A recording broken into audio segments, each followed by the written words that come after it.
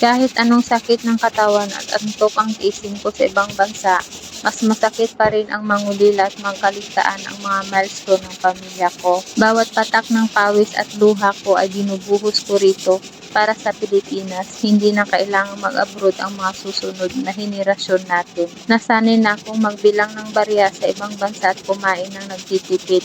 Basta't alam kong busog at komportable ang pamilya ko sa Pilipinas. Madalas ang katabi ko lang sa gabi ang video call sa telepono. Pero okay lang, ang sarap isipin na unti-unti kong natutupad ang mga pangarap nila. Lalaban ako araw-araw kahit anong hirap ng trabaho dahil ang pangako kong uuwi rin ako ang nagbibigay sa akin ng lakas.